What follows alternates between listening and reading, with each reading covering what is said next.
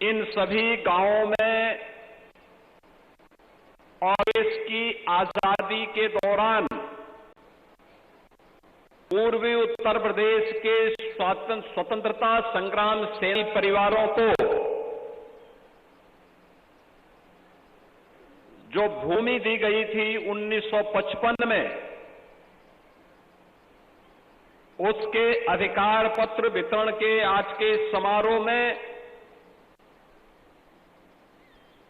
मंच में मेरे साथ उपस्थित प्रदेश सरकार में मंत्रिमंडल के मेरे सहयोगी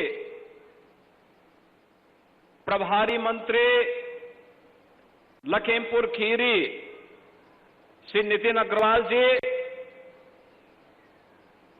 प्रदेश सरकार में पर्यावरण एवं वन मंत्री और जिनके सहयोग से ये सभी कार्य सुगमता से आगे बढ़े हैं, ऐसे अरुण कुमार सक्सेना जी, इस क्षेत्र के लोकप्रिय विधायक जिनके प्रयास से आज आप सबको ये अधिकार पत्र प्राप्त हो रहा है, ऐसे श्री रोमी साहनी जी, माननीय विधायक निघासन शशांक वर्मा जी, माननीय विधायक गोला यमन गिरी जी, माननीय विधायक श्रीनगर श्रीमती मंजू त्यागी जी, भारतीय जनता पार्टी के जिलाध्यक्ष श्री अरविंद गुप्ता जी, नगर पालिका परिषद के अध्यक्ष श्रीमती लक्ष्मी देवी गुप्ता जी, जिला प्रभारी वासुदेव मौर्य जी, ब्लॉक प्रमुख पलिया श्री वीरेंद्र शुक्ला जी, आज के इस कार्यक्रम में उपस्थित लखीमपुर खीरी के इन थारू बाहुल्य क्षेत्रों और पूर्वी उत्तर प्रदेश के स्वतंत्रता संग्राम सेनानी परिवारों के आश्रित और उपस्थित बहन और भाइयों, आज एक ओर आपको भौमिक अधिकार यानी जिस भूमि को वर्षों से आप जोत बो रहे थे, उसका अधिकार तो प्राप्त हो ही रहा है, साथ साथ लखीमपुर खीरी की 4 विधानसभा पलिया, निघासन, गोला, श्रीनगर, इन 4 विधानसभाओं से जुड़ी हुई 817 करोड़ रुपए की परियोजनाओं का लोकार्पण और शिलान्यास का कार्यक्रम यहां पर संपन्न हो रहा है। मैं सबसे पहले भौमिक अधिकार प्राप्त करने वाले थारू जनजाति से जुड़े हुए सभी बहन और भाइयों को पूर्वी उत्तर प्रदेश के स्वाधीनता आंदोलन से संग्रामित जो 1955 में पाया है, आज उन्हें भौमिक अधिकार प्राप्त होने पर मैं आप सबको प्रदेश सरकार की ओर से हृदय से बधाई देने के लिए आपके बीच आया हूं। मैं इस अवसर पर आप सभी को हृदय से बधाई देते हुए अपनी शुभकामनाएं देता हूं। 817 करोड़ रुपए की परियोजनाओं के लोकार्पण और शिलान्यास के अवसर पर भी अपने माननीय विधायकों को जो मंच पर बैठे हैं, इनके प्रयास के लिए इनको बधाई देता हूं और पूरे लखीमपुर वासियों को जिन्हें इन योजनाओं का लाभ प्राप्त होगा, उन सभी के प्रति अपनी शुभकामनाएं भी देता हूं।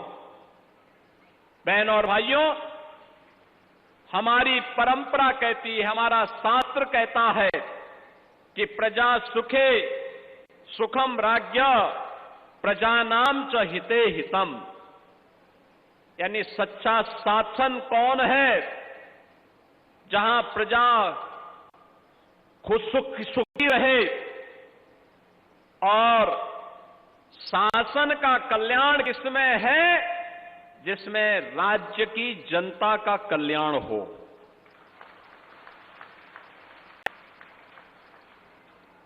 यानी शासन की खुशी का आधार उसकी व्यक्तिगत अभिलाषा का पूर्ण होना नहीं, कि जनता जनार्दन की खुशी जब हो वही शासन की खुशी का आधार होना चाहिए।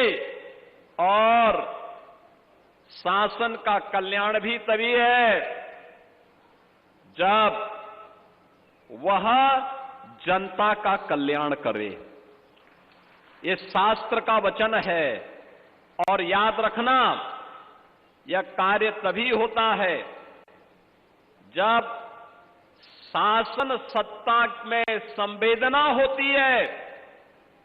संवेदना बिना भेदभाव के जनता जनार्दन तक पहुंचती है सेवा के माध्यम से, तो इस प्रकार के कार्य प्रफुल्लित होते हैं। और आज ये सभी कार्य जिनमें योजनाओं का लाभ भी है, भौमिक अधिकार भी है और विकास की परियोजनाओं का लाभ भी आपको प्राप्त हो रहा है, ये उसी संवेदना को सेवा में बदलने का परिणाम आप सबके सामने आ रहा है। मैं इसके लिए आप सभी को हृदय से अभिनंदन करता हूं, अपनी शुभकामनाएं देता हूं। बहनों और भाइयों, आज का एक कार्यक्रम केवल अधिकार प्राप्त करने का आयोजन मात्र नहीं है। यह अधिकार से आत्मनिर्भरता, आत्मनिर्भरता से आत्मसम्मान की एक ऐतिहासिक यात्रा का यह वृतांत भी है। यानी आपको अधिकार मिल रहा है तो अधिकार के साथ साथ आत्मसम्मान भी मिल रहा है, और आत्मसम्मान के साथ साथ ये आत्मनिर्भरता की भी गारंटी है। आत्मनिर्भरता की गारंटी। अब वन विभाग के लोग, अब कोई पुलिस आपके अधिकार में हस्तक्षेप नहीं कर सकती है। अब कोई परेशान नहीं कर सकता है, कोई आपसे वैध वसूली नहीं कर सकता है, कोई लेखपाल आपके खेत को गलत लेखा जोखा प्रस्तुत करके किसी दबंग से कब्जा नहीं करवा सकता है। क्योंकि आज मैं स्वयं यहां के विधायक के साथ में आपको अधिकार पत्र देने के लिए यहां पर आए हैं, क्योंकि अधिकार हमें आप ही ने दिया था, तो उस अधिकार का लाभ आपको प्राप्त हो। याद करिए, इसके लिए आपकी कई पीढ़ियां चली गई, 3-3 पीढ़ियां चली गई। पूर्वी उत्तर प्रदेश से जो स्वाधीनता संग्राम सेनानी के आश्रितों को बसाया गया था, कब की यात्रा थी? थारू बाहुल्य क्षेत्रों में सैकड़ों वर्षों की यात्रा है, लेकिन उन्हें कभी अपना हक नहीं प्राप्त हो पाया। दशकों की अधूरी यात्रा आज इस पुनर्वास कार्यक्रम के साथ पलिया में आगे बढ़ रही है, और आज ये न्याय का अधिकार और आत्मसम्मान के साथ अपने पूर्णत्व तक पहुंच करके आने वाले इतिहास के लिए स्वर्णिम अक्षरों में लिखे जाने वाले नए अध्याय की शुरुआत भी कर रहा है। बहनों और भाइयों, ये भौमिक अधिकार, लोक कल्याणकारी योजनाओं का लोकार्पण, शिलान्यास का यह क्षण, जब सरकार के बीच में, जनता और सरकार के बीच में विश्वास का सेतु बनता है, तो वही विश्वास अधिकार बनकर के आपके जमीनी धरातल पर उतरता है, और आज हम पलिया में वही दृश्य देख रहे हैं। बहनों और भाइयों, इस भूमि का गौरव और पहचान है चंदन चौकी। चंदन चौकी, जहां वनवासी संस्कृति की जड़ें, उसका स्वाभिमान की ऊंचाई और तराई की उर्वरता, ये तीनों एक साथ फलती फूलती हैं। याद करिए, चंदन चौकी और उसके आसपास जो दर्जनों थारू बाहुल्य थारू गांव है, अपनी पहचान के लिए मोहताज थे। कभी वन विभाग के अधिकारियों के द्वारा, कभी पुलिस के द्वारा, कभी राजस्व विभाग के द्वारा लगातार उन्हें प्रताड़ित किया जाता था। एक और थारू समाज जो अपना इतिहास शौर्य और वीरता के इतिहास के साथ जोड़ता है, गर्व से कहता है कि हम महाराणा प्रताप के वंशज हैं। एक तरफ हमारा थारू समाज गौरव से कहता है कि हमारे पूर्वजों ने महाराणा प्रताप के साथ मिलकर के हल्दी घाटी के युद्ध में योगदान दिया था, और दूसरी तरफ वो अपनी पहचान के लिए मोहताज था। यहां पर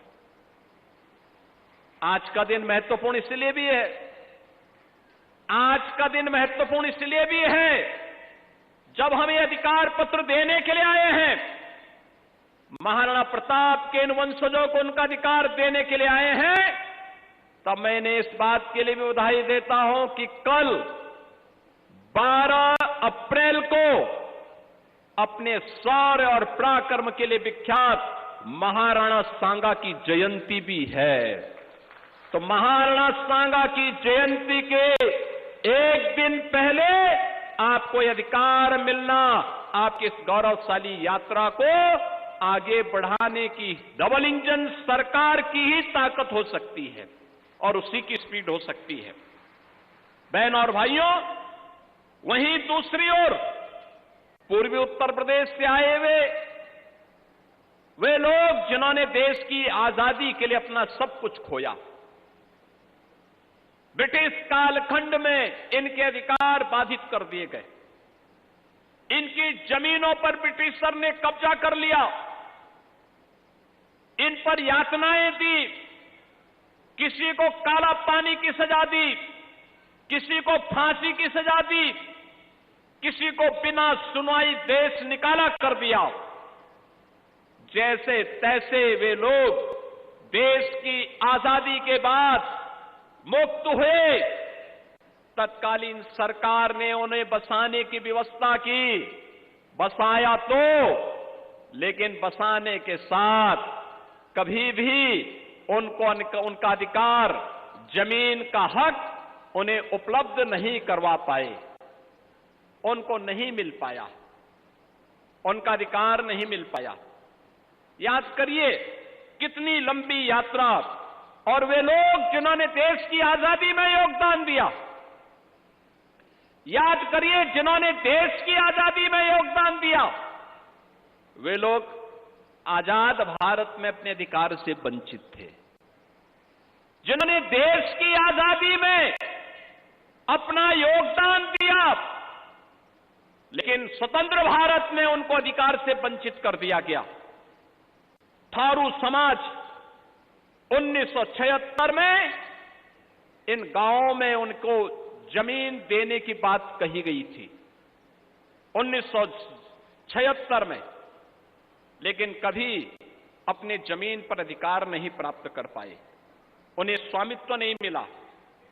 1955 में पूर्वी उत्तर प्रदेश से आए हुए इन स्वाधीनता संग्राम सेनानियों को भी अधिकार नहीं प्राप्त हो पाया, उनका मालिकाना अधिकार नहीं प्राप्त हो पाया।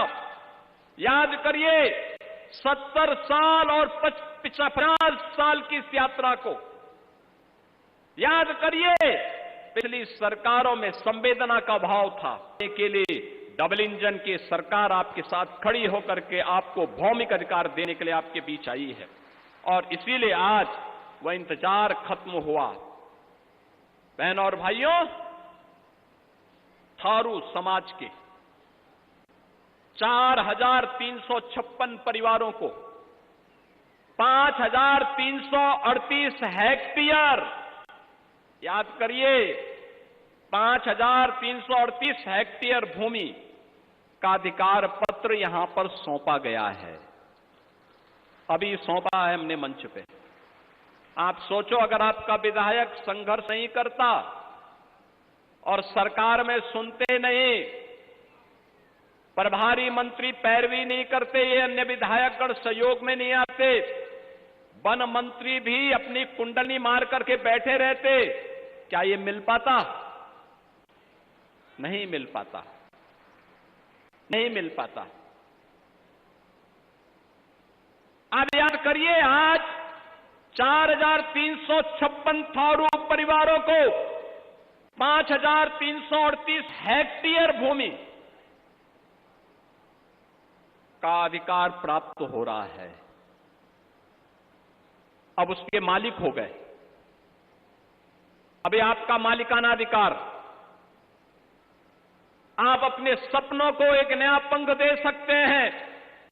और ऐसे ही पूर्वी उत्तर प्रदेश से आए हुए 1955 में आए हुए उन लोगों को, जिन्होंने तत्कालीन सरकार ने उनकी पैतृक संपत्ति को तो नहीं दे पाई, लेकिन जो अधिकार उन्हें उपलब्ध हुआ था, उस परिवारों में 2,350 परिवारों को 4,251 हेक्टेयर भूमि का आज भौमिक अधिकार डबल इंजन की सरकार प्रदान कर रही है। बहनों और भाइयों, एक बहुत बड़ा कार्य है ये, जो कभी नहीं हुआ। आज मोदी जी के नेतृत्व में डबल इंजन की सरकार कर रही है।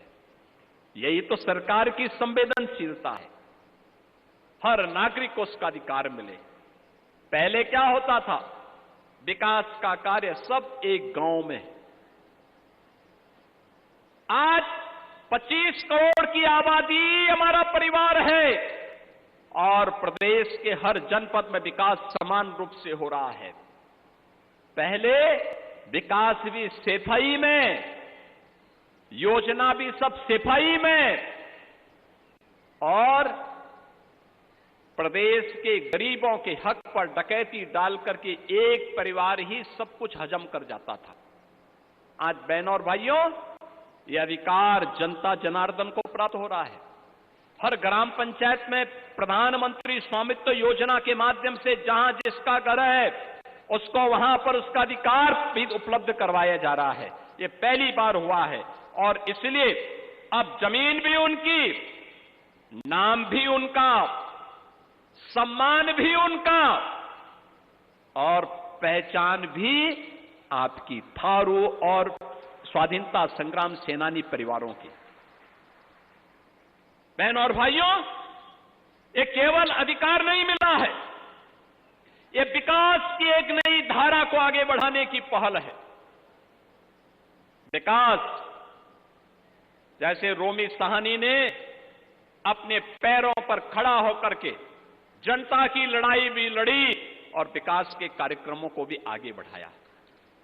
आज मैं उनको एक नई जिम्मेदारी देने जा रहा हूं यहां पे कि रोमी जी, आपने विकास के कुछ मॉडल खड़े किए हैं। आपने अर्थव्यवस्था को कैसे आगे बढ़ाया जा सकता है और व्यवसाय कैसे अभिवृद्धि हो सकती है, इसके कुछ मॉडल दिए हैं।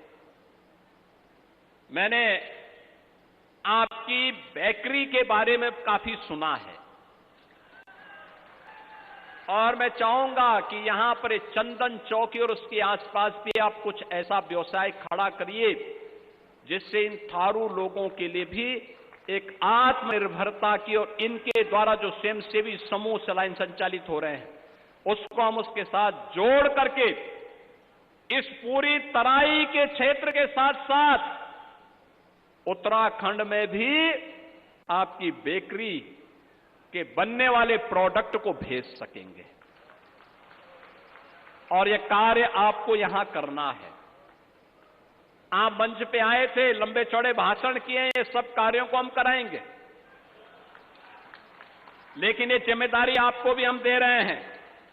और इस धारा को आगे बढ़ाने के लिए हमारे चारों विधानसभाओं को आज 417 करोड़ रुपए से अधिक 314 परियोजनाओं का लाभ भी आज यहां प्राप्त हो रहा है।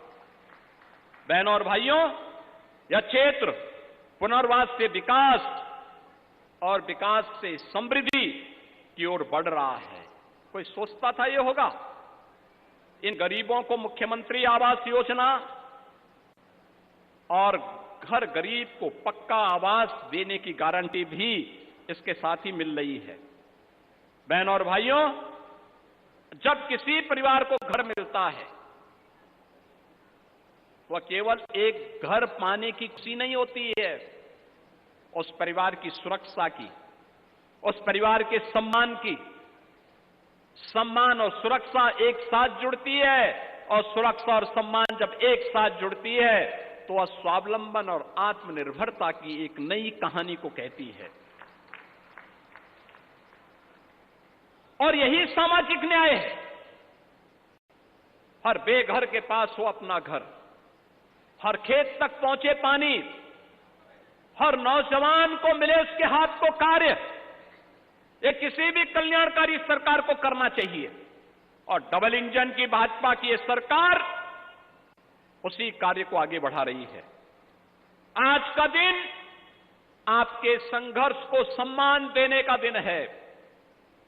आपने जो अपने हक के लिए संघर्ष किया था, जो बात कह रहे थे, यहां पर रोमी साहनी जी की थारू जाति के लोगों पर मुकदमे समाजवादी पार्टी की सरकार ने दर्ज कर दिए थे क्योंकि आप संघर्ष कर रहे थे। लेकिन आज मैं कह रहा हूं, इस सारे मुकदमों को हम वापस लेंगे। ये पेशेवर अपराधी और माफिया कि वे सरकार जो बड़े बड़े दुर्दांत माफिया को हर जिले में पालती थी, वह महाराणा प्रताप और महाराणा सांगा के इन वंशजों पर अत्याचार करती थी, झूठे मुकदमे दर्ज करती थी। और अब मैं कह सकता हूं, आप पर कोई अत्याचार नहीं कर पाएगा, क्योंकि डबल इंजन सरकार आपके साथ खड़ी है। अब आपके सम्मान के विरुद्ध कोई कुछ नहीं कर पाएगा। और आपने जो संघर्ष किया है, उस संघर्ष को सम्मान देने के लिए आज हम सब यहां पर आए हैं।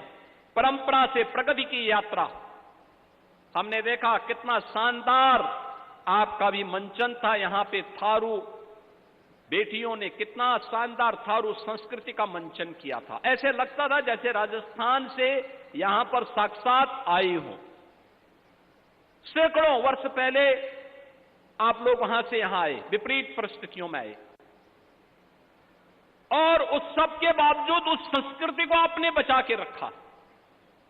मुझे थारू बाहुल्य क्षेत्रों में, बलरामपुर में, महाराजगंज में, सिद्धार्थनगर में, श्रावस्ती और बहराइच में जाने का अवसर प्राप्त हुआ, और आज मुझे चंदन चौकी में अधिकार देने का भी सौभाग्य प्राप्त हो रहा है। बहनों और भाइयों, ये डबल इंजन सरकार का जो संकल्प था, हर दलित को, हर वंचित को, हर वनवासी को, हर जनजाति के अपने बंधु बांधवों को उनका अधिकार देंगे, ये उसी अधिकार को देने का ये अधिकार पत्र, भौमिक अधिकार, और उन्हें मुख्य धारा में जोड़ने का एक अभिनव प्रयास ये प्रारंभ हुआ है। 100 स्वयंसेवी समूह के माध्यम से आर्थिक स्वावलंबन के नए कार्यक्रम को आगे बढ़ा रहे थे। अब हम इन कार्यक्रमों को आगे बढ़ाने का कार्य करेंगे। लखीमपुर खीरी में स्थापित थारू हस्तशिल्प कंपनी उसी सोच का एक प्रतीक है। हस्तशिल्प, प्रधानमंत्री जी कई बार उल्लेख कर चुके हैं थारू जनजाति का। इसके बारे में कुछ करना चाहिए। प्रधानमंत्री जी बराबर इसके बारे में चिंता करते हैं, और आज प्रधानमंत्री जी की ही उस सोच को, उनके विजन को जमीनी धरातल पर उतरने के लिए, आपकी इस प्रगति को आगे बढ़ाने के लिए मैं आपके बीच में यहां पर उपस्थित हुआ हूं। बहनों और भाइयों, हम इस बात को कह सकते हैं कि थारू समाज का जो प्रोडक्ट होगा, यह प्रोडक्ट अब राष्ट्रीय और अंतर्राष्ट्रीय बाजार तक पहुंचेगा, एक वैश्विक मान्यता मिलेगी। उनके स्वावलंबन का कार्य होगा, रोजगार का सृजन होगा, आय बढ़ेगी और आय बढ़ने के साथ साथ आर्थिक स्वावलंबन और सशक्तिकरण के एक नए युग की शुरुआत भी अब यहां पर होती हुई दिखाई देगी। बहनों और भाइयों, अब आप देख रहे होंगे पिछले 9 वर्ष में डबल इंजन सरकार ने पूरे प्रदेश के अंदर बिना भेदभाव के शासन की योजना का लाभ हर गांव को, हर गरीब को, हर किसान को, हर नौजवान को देने का कार्य प्रारंभ किया है। पहले जो संकुचित सोच होती थी, तुष्टीकरण की उस संकुचित सोच से ऊपर उठ करके सरकार ने उसको संतुष्टीकरण में बदलने का काम किया है। सबका साथ और सबका विकास उस संतुष्टीकरण का आधार है। हर गरीब को आवास मिल रहा है। हमारी सरकार ने अभी तक कुछ निर्णय लिए हैं। आपने देखा होगा, यहां की छोटी काशी के रूप में विख्यात गोला गोकर्णनाथ के मंदिर का भी काशी विश्वनाथ धाम की तरह भव्य कॉरिडोर के निर्माण का कार्य आगे बढ़ रहा है।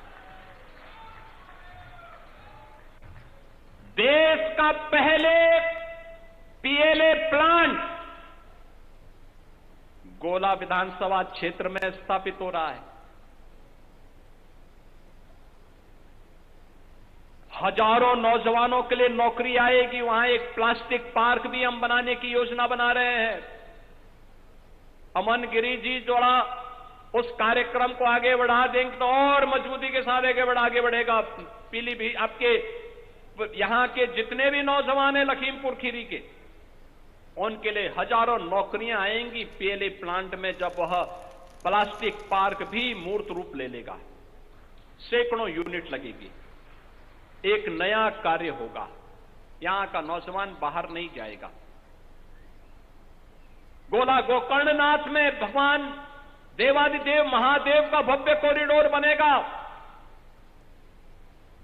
देश आएगा, दुनिया आएगी। एक नया तीर्थ विकसित होगा। हर विधानसभा क्षेत्र में जो भी प्रस्ताव आए थे सरकार ने उन्हें आगे बढ़ाया है। आपने देखा होगा श्रीनगर में मेडिकल कॉलेज बन गया। कोई सोचता था मेडिकल कॉलेज बनेगा, आज मेडिकल कॉलेज बन गया गोला गोकर्णनाथ में। और रोमी जी ने पिछली बार कहा था कि बाढ़ आ रही है। मैंने कहा देखो, आप अपनी बेकरी तो यहां बनाए नहीं, हमसे बार बार कहते हैं आप चिंता मत करिए, मैं आऊंगा। मैं आया था उस समय रोमी जी के साथ में, और हम लोगों ने ड्रेजिंग करवा करके शारदा नदी को ऐसा ड्रेजिंग करवाया कि जमीन भी बच गई, बाढ़ से भी मुक्ति मिल गई। बाढ़ से भी मुक्ति मिल गई। बहनों और भाइयों, अब पलिया को एयर कनेक्टिविटी के साथ हम जोड़ने की तैयारी कर रहे हैं। यहां का एयरपोर्ट और मजबूती के साथ आगे बढ़ रहा है। और जैसे ही नए एयरक्राफ्ट आते हैं, हम लोगों का प्रयास होगा कि यहां पर अब हम इसको तेजी के साथ आगे बढ़ाएंगे। और आज इन्हीं सब व्यवस्थाओं के साथ लखीमपुर खीरी की जब हम चर्चा करते हैं, इस जिले का वास्तविक नाम, यहां की उपजाऊ भूमि, यहां के किसानों का परिश्रम, यहां के नागरिकों का पुरुषार्थ, वास्तव में इस जनपद का वास्तविक नाम लक्ष्मीपुर था। लक्ष्मीपुर धन धान्य से बाहुल्य जिला था, प्राकृतिक सौंदर्य से भरपूर जनपद था। पिछली सरकारों की माफियागिरी ने, आप सोचो ना, इन गरीबों को तो हक नहीं दे पाए, लेकिन हर जिले में एक माफिया और एक गुंडे को जरूर उन्होंने पैदा किया था। हर जिले में एक गुंडा, एक माफिया, और वही गुंडा उनकी पहचान थी। वे गुंडे किस रूप में शोषण करते थे, कोई पुरसाहाल नहीं था। पर्व और त्योहार के पहले उपद्रव हो जाया करता था, अराजकता चरम पर पहुंचती थी। नौजवान के सामने पहचान का संकट, लखीमपुर खीरी हो या प्रदेश के सभी 75 जनपदों के नौजवानों के सामने पहचान का नया संकट खड़ा होता था। बहनों और भाइयों, आज मैं कह सकता हूं कि माफिया मुक्त, गुंडा मुक्त, दंगा मुक्त, कर्फ्यू मुक्त हमारा नया उत्तर प्रदेश है। लखीमपुर खीरी की पहचान दुधवा नेशनल पार्क से, लखीमपुर खीरी की पहचान अब पलिया के एयरपोर्ट से, लखीमपुर खीरी की पहचान चंदन चौकी से, लखीमपुर खीरी की पहचान बाबा गोला गोकर्णनाथ से और लखीमपुर खीरी की पहचान अब श्रीनगर में स्थापित मेडिकल कॉलेज से हो रही है। एक नई पहचान बन रही है। अब कोई लखीमपुर खीरी पर उंगली नहीं उठा सकता, कोई माफिया यहां पनप नहीं सकता है। मालूम है माफिया मिट्टी में मिल चुके हैं और फिर कोई माफिया बनने का प्रयास करेगा तो मिट्टी में मिलने की तैयारी भी करे।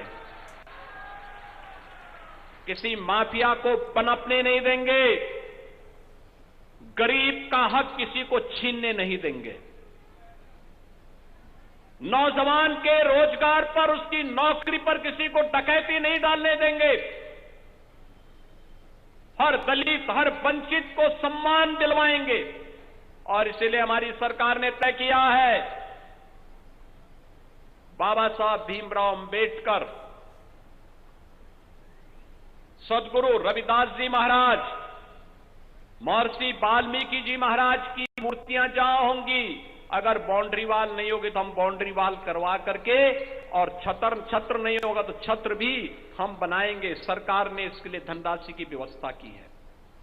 सामाजिक न्याय के जितने भी ऐसे पुरोधा हैं, आज ज्योतिबा फुले जी की पावन जयंती है। याद करिए, उन्होंने शिक्षा के लिए, समाज सुधार के लिए अनेक कदम उठाए थे। सरकार उनके गौरव को आगे बढ़ाने का कार्य करेगी। महाराणा सांगा और महाराणा प्रताप के वंशजों को आज सम्मान दिलाने का काम ये डबल इंजन की सरकार कर रही है। तो बाबा साहब भीमराव अंबेडकर हो, सदगुरु रविदास जी महाराज हो, महर्षि वाल्मीकि जी जिन्होंने भगवान राम से हम सबका साक्षात्कार कराया रामायण के माध्यम से, इनके सम्मान को आगे बढ़ाने का काम हम सबका दायित्व है। और अगर हम उसमें कुछ करते हैं, उन अपने पूर्व यानी उन ऋषि परंपरा के प्रति, संतों के प्रति, पूर्वजों की परंपरा के प्रति हमारा एक कृतज्ञता होगी। और वही व्यक्त करने के लिए आज बहनों भाइयों मैं आपके बीच में आया हूं। अब मैं आपसे कह सकता हूं कि उत्तर प्रदेश का नौजवान पहचान के संकट से अब नहीं गुजर सकता है। अब वन डिस्ट्रिक्ट वन माफिया नहीं, वन डिस्ट्रिक्ट वन गुंडा नहीं, अब one district one medical college है। लखीमपुर खीरी में भी अपना मेडिकल कॉलेज हो गया है। वन डिस्ट्रिक्ट वन प्रोडक्ट है। यहां के थारू जनजाति के द्वारा बनाया गया प्रोडक्ट लखीमपुर खीरी का प्रोडक्ट बना है। और अभी हम आ रहे हैं वन डिस्ट्रिक्ट वन कुजीन में, यानी एक जिला एक व्यंजन में भी आ रहे हैं। कौन अच्छा व्यंजन तैयार करवाता है, फिर उसकी हम खूब ब्रांडिंग करेंगे और फिर उसको वैश्विक मान्यता भी दिलवाएंगे। और लखीमपुर खीरी से मैं कहूंगा, इतनी अच्छी उर्वरा भूमि, प्रदेश का क्षेत्रफल की दृष्टि से और खेती की दृष्टि से सबसे बड़ा जिला है। तो इस जिले में भी कुछ ऐसा करके दिखाइए कि यहां के व्यंजनों की महक पूरे देश के अंदर फैलती हुई दिखाई दे। और बहनों और भाइयों, उसी दृष्टि से आज हम सब आपके बीच में यहां पर आए हैं। आज तो प्रदेश में वह सब कुछ प्राप्त हो रहा है जो प्रदेश की वर्षों की अभिलाषा थी। प्रधानमंत्री किसान सम्मान निधि, किसानों को उनका अधिकार देने की बात हो, ये सभी कार्य हो रहे हैं। प्रोक्योरमेंट के कार्यक्रम हो रहे हैं। हर किसान की उपज को एमएसपी का लाभ, एमएसपी का 1.5 एमएसपी का लाभ उपलब्ध कराया जा रहा है, लागत का 1.5 गुना लाभ हर अन्नदाता किसान को उपलब्ध करवाया जा रहा है। ट्यूबवेल के निःशुल्क कनेक्शन, बिजली कनेक्शन उनके सब माफ किए गए हैं। ये सिर्फ तब होता है जब सरकार में संवेदना होती है। अन्नदाता किसान हो या नौजवान की नौकरी आज बिना भेदभाव के सभी को प्राप्त हो रही है, और उसी दिशा में आज एक नए प्रयास को आगे बढ़ाने के लिए आज मैं आपके बीच में यहां पर उपस्थित हुआ हूं। बहनों और भाइयों, ये एक सर्वसमावेशी विकास का एक नया मॉडल भी है। जब पंचायत में, हर ग्राम पंचायत में प्रधानमंत्री